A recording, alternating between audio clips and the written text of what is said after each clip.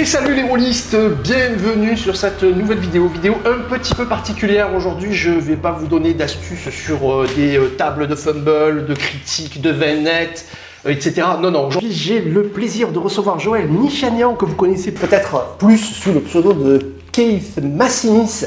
Alors Joël, tu viens nous voir parce que tu prépares un jeu de rôle, tu prépares la parution de La Geste du Nadir. Tu peux nous en dire un petit peu plus sur cette proposition? C'est quoi La Geste du Nadir? C'est un univers de jeu de rôle grandeur nature qui atterrit sur table après 8 ans de développement de jeu et un peu plus de 300 personnages inventés dans cet univers-là. C'est du post-arthurien, on est juste après l'époque arthurienne, on est dans un univers littéraire qui n'a pas de prétention historique, même si c'est abondamment sourcé. Et les possibilités de jeu sont vastes parce que le pays se reconstruit petit à petit en réfléchissant à l'héritage du roi tombé, allez, 5 lustres plus tôt. D'accord, donc on est sur de la fantasy, on est donc sur une évocation de Britannia, de la légende du roi Arthur. Britannia qu'on voit d'ailleurs derrière toi là, sur cette superbe carte. Donc ce que tu as eu le plaisir de faire jouer en tant qu'organisateur de grandeur nature, tu nous le proposes aujourd'hui en jeu de rôle. Oui. En fait, du coup, ça donne une offre assez large parce que en grandeur nature, la variation des personnages est assez conséquente.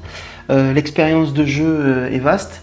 Je me suis inspiré aussi pour nourrir la chronologie récente de l'historique du jeu, de ce qui s'est joué pendant le grandeur nature. Donc les gens qui ont participé vont retrouver des choses. Il y a des easter eggs spécifiques pour les copains et les copines qui ont joué. Et en fait, on est dans la situation où tout ce qui peut exister au début du 6e siècle comme type de personnage, dans de la low fantasy, est jouable en fait. Voilà, on a les catégorisations médiévales et chacun son métier et chacun est là parce qu'en fait il a quelque chose à apporter à l'ensemble. Voilà, une société médiévale classique avec évidemment les mystères arthuriens cachés derrière. Donc on est quelques années après la mort du roi Arthur. Quel genre de scénario on va pouvoir jouer dans ce jeu de rôle, dans La Geste du Nadir? C'est exactement, en fait, c'est le cœur du propos. On est 25 ans après la mort d'Arthur. Sa petite fille supposée, bon, ça doit être vrai puisqu'elle a retiré l'épée, essaye de reconstruire le rêve arthurien. Et elle a du mal parce l'adversité est grande en fait. Et elle est grande à la fois au niveau politique, au niveau magique. Et puis il y a le poids de la tradition, c'est-à-dire il y a le poids de tout ce que Arthur n'a pas résolu. Et finalement, littérairement, parce que on n'est pas dans l'histoire, on est dans la tradition littéraire, littérairement, il a laissé tellement de choses en suspens que c'est même peut-être pour ça il y a tout un tas de trucs qu'il n'a pas réussi. Et en fait, là, on peut jouer des scénarios qui vont relever de la simple résolution, l'enquête, la simple résolution de problèmes, la gestion du mercenariat local qui s'ennuie, et jusqu'à la redécouverte de vestiges mégalithes, parce que dans les années qui ont précédé, une des calamités qui a touché le pays, c'est qu'il a plu, il a plu vraiment puissamment pendant tout un printemps, et du coup ça a provoqué un certain nombre de choses, ça a relevé des morts en les réhydratant, ça a révélé des secrets. Voilà. Le pays a été littéralement rincé, et du coup en fait il y a des découvertes archéologiques à faire, mais à l'époque au 6e siècle. Voilà.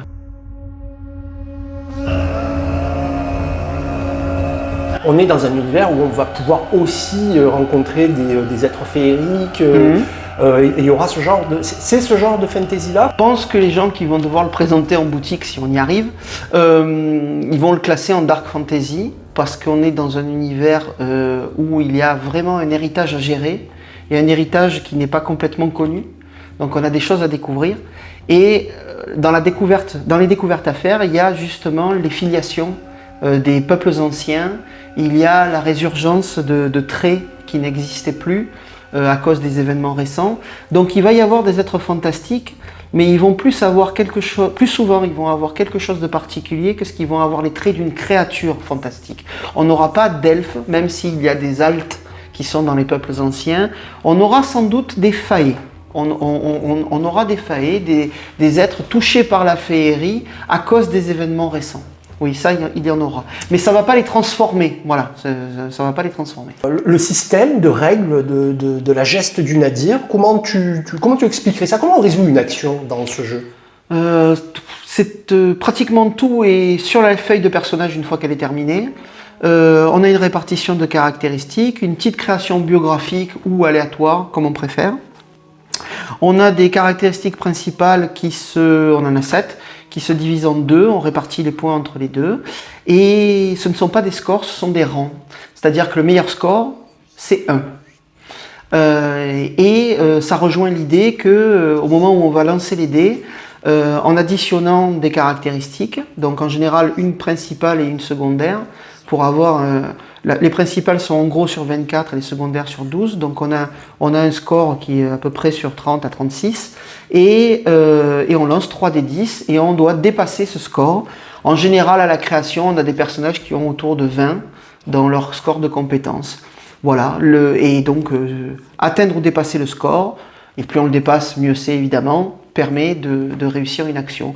Pareil pour les actions d'opposition, notamment le combat, c'est une compétence parmi d'autres, et en fait on lance, et puis celui des 2 G qui accumule le plus grand nombre de réussites surpasse l'autre, et on résout l'action. Voilà. Et il en est de même pour la magie, le système de magie? Alors la magie c'est une compétence, c'est quelque chose qui s'apprend, qui est transmis par les druides, par les sorcerers, par d'autres êtres, ou d'autres castes, et qui se résout comme une compétence. C'est la caractéristique principale qui correspond au type de magie que l'on veut pratiquer, il y en a 6, le découpage donc de la caractéristique de lien en 2 scores, et on ajoute l'un pour la capacité d'apprentissage ou de création de la magie, et on ajoute l'autre pour avoir le score qui correspond à l'utilisation de la magie. Voilà. Donc, les personnages sont plus limités par leur capacité, par leurs caractéristiques. Pratiquement tout le monde peut pratiquer la magie, mais comme c'est pas sans danger, le secret joue beaucoup. C'est géré notamment beaucoup par la volonté des conteuses et conteurs qui vont prendre en charge la geste et qui vont décider à quel point la magie c'est facile et c'est présent en fait. Voilà. Ça va être un jeu dont j'ai pu voir dans le livret de découverte qu'il avait vraiment une patte graphique, et tu as réussi à rassembler autour de toi des artistes quand même assez talentueux. On va en citer 2, il y en a bien d'autres dont on pourrait parler, qui sont tous aussi talentueux les uns que les autres, mais déjà on peut noter par exemple la participation de Blue Millennium, qui est un auteur assez connu de la scène steampunk, qui t'a réalisé donc des illustrations qu'on retrouve là sur les lames du tarot de la geste du Nadir. On a également Hélène Mouchel qui t'a réalisé la couverture, en tout cas du livret de découverte. Oui. Je ne sais pas si c'est celle qu'on retrouvera dans le manuel du jeu. Non. Mais on a également Bruno Bessadi, oui, par exemple, qui est auteur de bandes dessinées. Donc tu as vraiment réussi à fédérer une équipe, tu me disais, d'une douzaine à peu près de personnes, d'artistes. Là, on est 11, oui, nous sommes 11, dont déjà 9 graphiques en fait. Il y en a 9 graphistes. Il y en a 2 qui vont nous rejoindre plus tard, qui sont occupés pour l'instant. Pour l'instant, là, l'idée c'était d'avoir assez de matériel pour lancer le projet. Parce qu'au niveau de l'écriture, on est plutôt très avancé. Du coup, puisque c'est un univers de grandeur nature qui existe depuis 2013, au niveau graphique, j'avais besoin d'avoir une équipe un peu étoffée pour aller vite aussi, en fait. Donc j'ai demandé à des gens que je connaissais, d'autres se sont proposés, et pour l'instant, je suis bluffé par le talent de tous ces gens-là. Ouais. Donc le projet est très avancé. Alors où on parle, là, tu as fait combien? Un quart Alors là, je pense que je suis au-delà des 50% d'écriture. la maquette est en cours, c'est-à-dire que c'est 50% d'écriture, maquette effectuée. Au niveau graphique, on est bien aussi parce qu'en fait on a déjà plus de matériel que nécessaire pour le lancement du projet et on n'a pas encore lancé le crowdfunding, donc voilà, tout va bien. Ça a été d'ailleurs le commentaire du manager chez Black Book Edition puisqu'on va être sur Game on Tabletop. D'accord. Un calendrier de prévu déjà, enfin d'établi. Est-ce qu'on a une idée de quand est-ce que ça va être proposé ce crowdfunding? Alors en quelque sorte, c'est l'univers qui a décidé pour nous, parce qu'on a été obligé de tenir compte de parutions et d'autres crowdfunding et puis des activités des membres de l'équipe aussi. Donc en fait, on va tâcher de tout vous expliquer, vous montrer, vous donner accès au livret découverte dès le mois d'août, sans doute fin août, troisième week-end d'août. Et l'idée, c'est de lancer le crowdfunding dernier week-end de septembre jusqu'à dernier week-end de novembre. Parce que ça englobe, c'est une période sur laquelle on peut être présent sur un certain nombre de conventions organisées par des amis. Voilà. D'accord, très bien. Donc on va en entendre parler très vite prochainement. Ouais. Je crois savoir, Joël, que tu as même prévu des versions, on va dire, limitées, collector. Tu peux nous montrer ça, s'il te plaît, parce que c'est vraiment des objets exceptionnels. Donc l'idée, comme c'est un univers de jeu qui vient du Grandeur Nature et qu'on part en Grandeur Nature en costume et avec un certain nombre d'accessoires, j'avais envie que l'ambiance en fait du jeu qu'on a expérimenté depuis 2014, puisque on a commencé en 2013, le premier opus a eu lieu en 2014, j'avais envie que l'ambiance soit un peu retranscrite par une sensation en fait. Et comme je suis capable de faire ça, parce que ça a été une de mes casquettes professionnelles dans le passé, il va être proposé un nombre très limité, parce qu'il faut que je finisse d'écrire d'abord, donc il va être proposé un nombre très limité de couvertures, de versions avec la couverture fournie, et elle sera amovible, comme ça vous pourrez vous en servir pour autre chose aussi. Voilà. Ok, donc livret découverte courant du mois d'août, tout le monde pourra se faire sa petite idée, découvrir le monde de la geste du Nadir. En un mot, si tu devais dire, allez, pourquoi il faudrait jouer à la geste du Nadir? Moi, j'ai déjà ma réponse. C'est triché. Pourquoi il faudrait... Bon, oui, qu'est-ce qui va nous différencier? Qu'est-ce que je vais trouver dans la geste que je n'aurai pas dans un autre jeu? Oh, c'est dur. Qu'est-ce que tu vas trouver là? Ce serait prétentieux comme réponse, je pense, de dire qu'il y a forcément quelque chose de plus. Je fais ça pour répondre à une série de besoins que j'ai repérés et... il y a chez moi un besoin de transmission en fait. Donc j'ai des enfants un peu particuliers. Je peux pas leur transmettre juste par l'écriture, c'est pas possible. Il faut que je leur raconte des histoires. Et en fait, j'ai fait une rencontre à la fac à l'époque. Un certain Parviz Abolhasemi qui venait d'Iran et qui était prof de littérature comparée m'a montré que je savais à peine raconter des histoires alors que j'étais déjà un maître de jeu relativement apprécié de mes potes et que je ne savais pas écrire. Aujourd'hui, je pense que je sais raconter des histoires et que je sais écrire. Alors, c'est ça, comme je l'avais prévenu, hein, ça sonne prétentieux, mais l'idée c'est que je sais pourquoi j'écris et je le démontre en fait pendant l'écriture. On ne raconte pas des histoires pour rien. On raconte des histoires. On se raconte des histoires entre rôlistes parce que le silence tue, en fait. Parce qu'en fait, le conte fait reculer la mort. C'est l'histoire de Scheherazade, c'est l'histoire d'autres conteuses et conteurs. Dans l'histoire du conte, celui ou celle qui prend la responsabilité de dire l'histoire, en fait, il est en train de décrire le monde. C'est un héritage que j'ai de gens dans ma vie, comme Parviz, d'auteurs que j'ai rencontrés, que j'ai lus abondamment. Et... cet univers littéraire-là, dans mon esprit, il fait sens. Et j'ai envie de transmettre ce sens-là. Et comme mes gamins ne lisent pas, à cause de leurs problématiques respectives, et bien, du coup, j'essaye de fabriquer un média qui soit ni un roman, ni un recueil de nouvelles.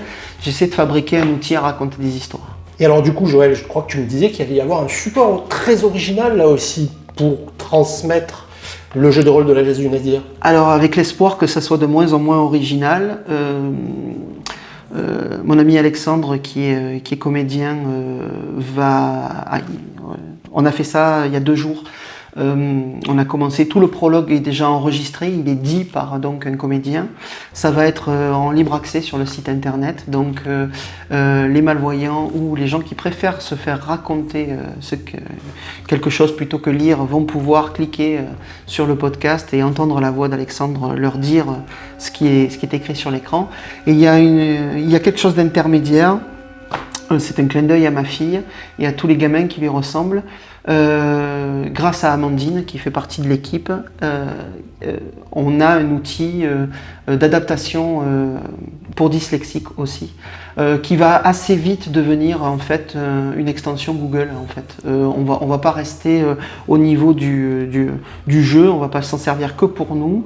On va élargir ça, on va le rendre disponible. En revanche, on va se servir du jeu pour en parler. Véritablement, là, tu fais œuvre de partage la plus large possible. Alors en l'occurrence, c'est pas moi, hein, parce que les deux principaux artisans de ces choses-là, donc c'est Alexandre et Amandine, celui qui dit et puis celle qui code.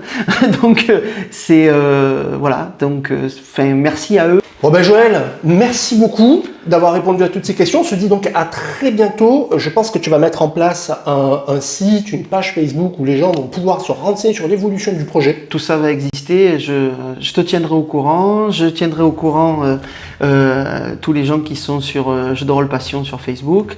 On aura une page, un groupe dédié. Comme ça, on n'embêtera pas les gens que ça n'intéresse pas non plus. Donc effectivement, on aura un site internet sur lequel le matériel sera le plus possible disponible dans toutes ses versions. Et évidemment, la page de crowdfunding, parce que sinon on ne fait pas de crowdfunding. Donc voilà. Bon, voilà. Joël, je te souhaite bon vent. Merci beaucoup. Et à très bientôt en Britannia pour vivre les aventures de la geste du Nadir. Ah ciao les rôlistes, à bientôt. Au revoir. Ciao Joël.